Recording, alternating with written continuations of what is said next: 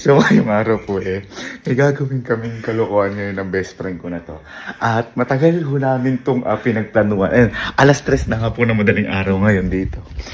Nung kahapon po kasi, meron pong nangyari ditong kababalaghan. Yung pamilya, isa po sa pamilya po namin dito, yung kasama po namin sa bahay, si Kuya Cesar, meron pong nakitang katabi si Kelsey, na babae daw, pero nung paglapit niya nawala, which is, totoo po. Tapos tinignan po namin sa CCTV namin is, wala namang babae. So lahat po talaga kami dito, parang kinilabutan, ganun. Ito pa nga po, ito po yung yung mga reaksyon namin nung pinakwento kay Kuya Cesar, saka pinanood ko sa CCTV. Ito yan. Tignan nyo kung may nakikita kayo Kelsey. Ayan na, si Kuya Cesar yan.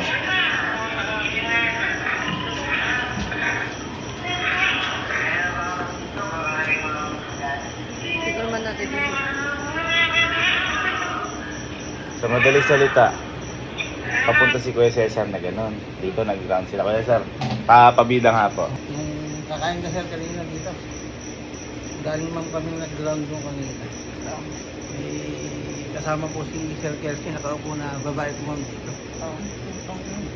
Ngayon po, nung pagtapat po namin dito.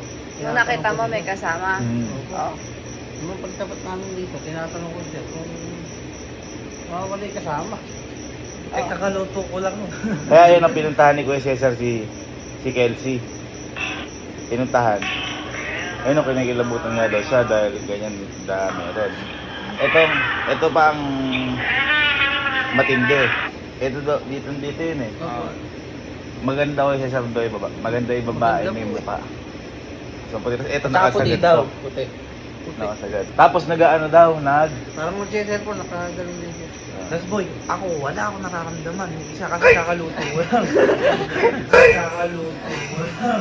Kakaluto ko lang Totoo talaga. yun, totoo boy. No joke kanina. Ginawa ko. Tinignan ko na agad CCTV. Kasi kung wala yan, nakakatakot yan. Pero mas nakakatakot yan kung meron. Paano pa ako katabi ko? Kaya pala kasi hindi gumagalaw habang kumakain. Hindi, naghahanap kasi akong papanoorin. Ngayon, pumunta si Kuya Cesar. Sir, nasin yung kasama mo? May kagalas na. Sir, wala akong kasama. Wala akong kasama dito. Yan. Kahit ako pinikilabutan ako. Ngayon, ang nangyari, nakaisip kami ni Louie, what if kaya ako boy, takutin natin na mukha talagang may babae. Kaya ako kanina, nagpatulong ako sa best friend ko na magpabili na sa ukay-ukay ng yung pang white lady. At saka, yung wig. Na yung boy, syempre, baka nakalimutan nila. Kanina ulit, inano yung subconscious mind nila. Ay, hindi ko alam kung ano yung sabihin nun. Sinet up yung utak nila, sabi. Boy. Kaya nga, may nag-aantay sa amin. Boy, nakakita na naman daw si Kuya Cesar.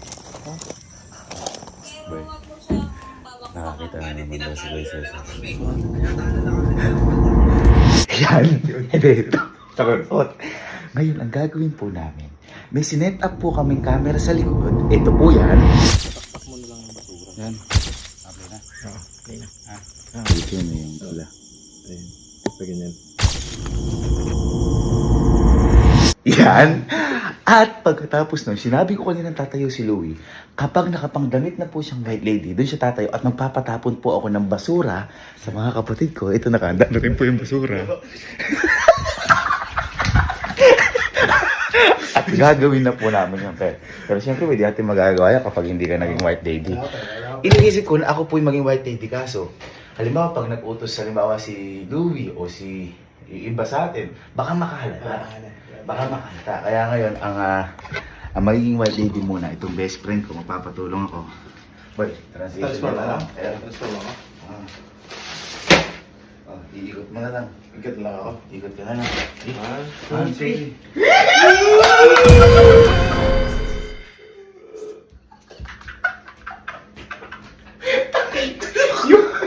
yung white lady, kailangan mag-diet.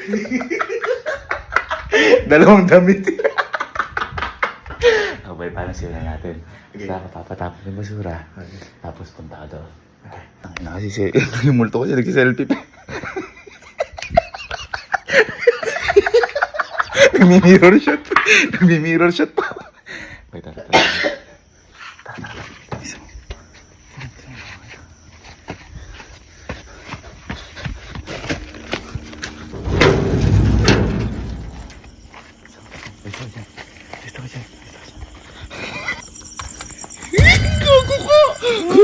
nakakatakot. Ako nakakatakot. Basta diyan ka lang. Diyan ka lang. So, paano kunyari? O, ito na si Kalo. Ayan, halimbawa si Alan kasi. Ang pagalabot eh. Tapos nakita. Kaganon ka.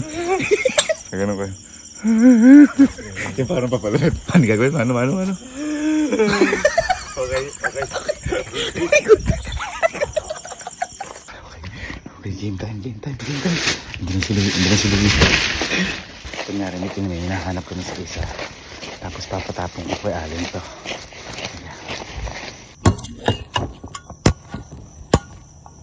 Basta ako yung sa kunyari, may hinahanap tayo. Tapos papatapong ko to kay Allen sa likod. Boy, nakita mo yung ano ni Elma? Yung parang hikaw na kulay gold. Kanina pa namin nahanap ni Kuya Cesar. Yung parang hikaw na gold. Totoo. Kasi, Kuya Cesar, ito lang yung magamit ni Elma sa ano. Hindi kayo naglinis ni Angge. Baka sila Angge, naglinis sila ate. Hindi nga ako naglinis ng buong kwarto ko eh. Hindi, Kuya Cesar, isa na pinakababa pa. Boy, ito tapong mo ito sa ano. Tapong mo sa may pinakalikod. Huwag mo sa pinakaharap sa likod. Kasi anong tawag doon? May ibang ano yan. May ibang nasa kwarto. Yung sumasabog. Yung pinakalikod. Ay, magtatapos siya. Sir. Isang duwarog dito. Ay, nalawit siya.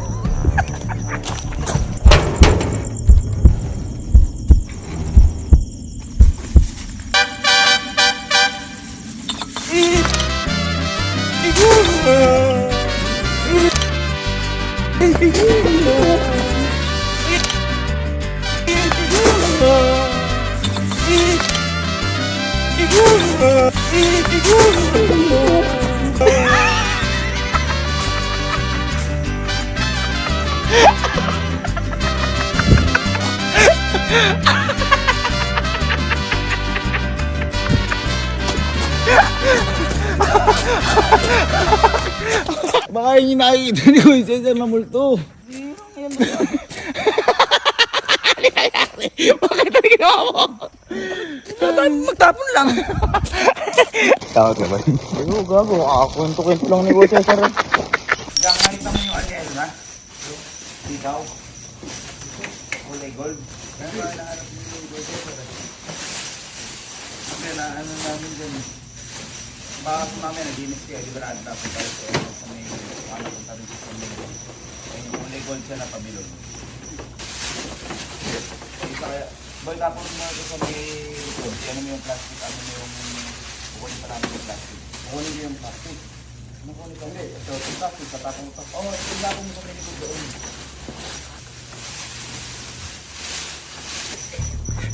Takot siya.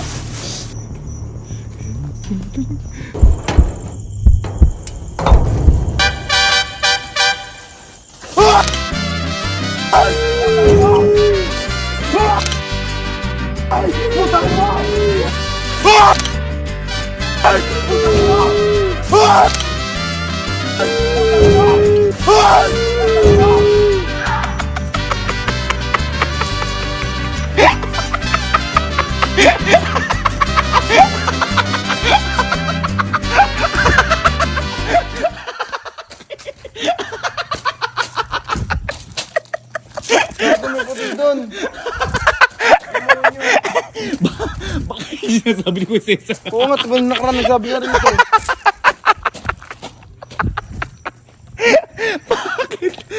Bakit? Matay ako. Ang ina. Yun ba naman yung pinakayaw na ayaw ko? Bakit? Likod na yun. Ha? Ayaw ko pupunta rin eh. Di ko nakita yung ilaw ni Elma. Yung kulay gold. Ha? Alam ba nang linis dyan sa inyo na ano?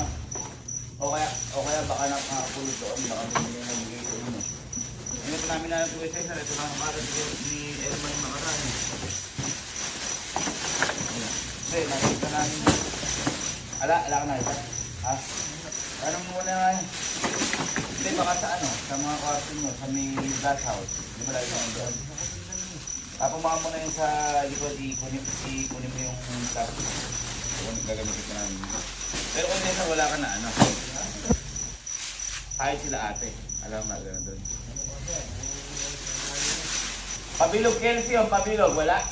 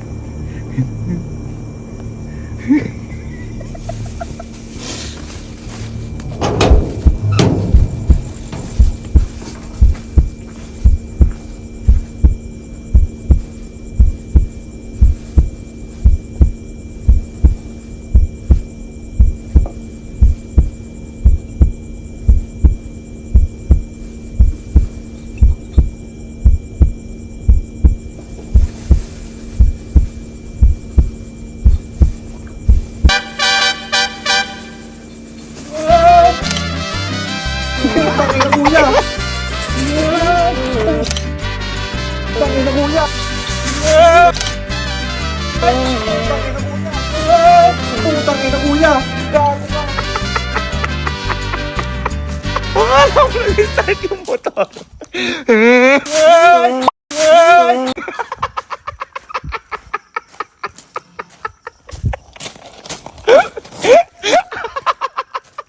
What?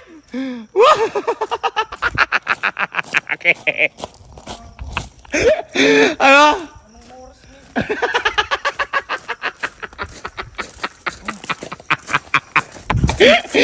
Baka yun yung multo na sabi ko, Cesar. Ayoko. Okay, so ito na yung pinaka-last. Si Kalun na yung pinaka-last. Ito na yung pinaka-last na ko, Cesar. Ito yung pinaka-duwag sa lahat. Diba? So, ito na kami si Kalun. Kasi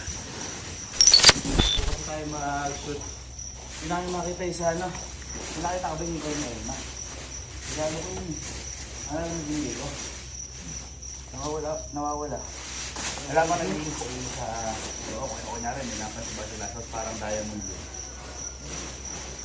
Ayun na marami nahanap ko yan. Ito yung nahuli gamit yun. Ha? Ito na kasi alam ng bilhin.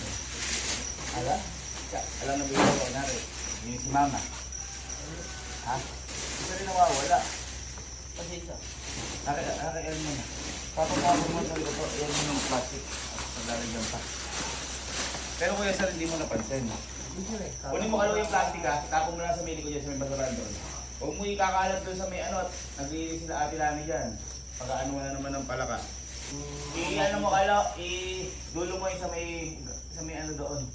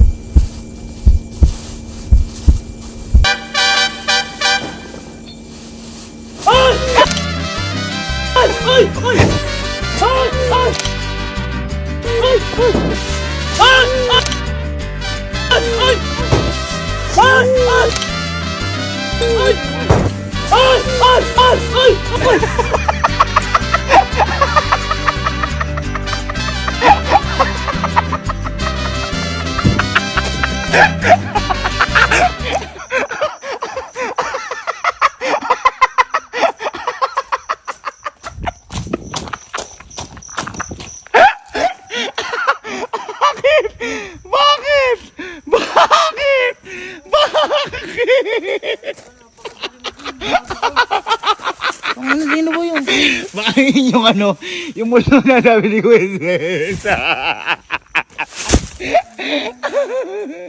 Nakita mo ikaw? Ay, nakita mo doon? Hindi. Ito parang si Nikad na to, yung kakambal ni Kalun. Napakamatakot hindi na to. Kumbaga para si Kojak to o si Kalun. Yung, hindi matatakotin, magugulatin.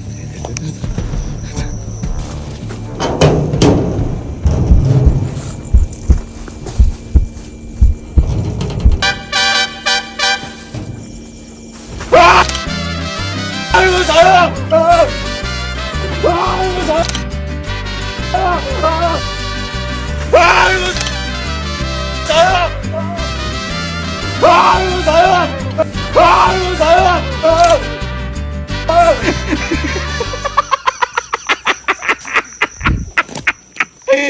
Pinrang-prank mo ako, Bok, ha? Pinrang-prank mo ako, ha? Ano? Ha? Ha? Alin gumagalaw? Alin? Ang tao? Yung parang kaki. Aso yung inano ko dun. Aso! Uy, gago!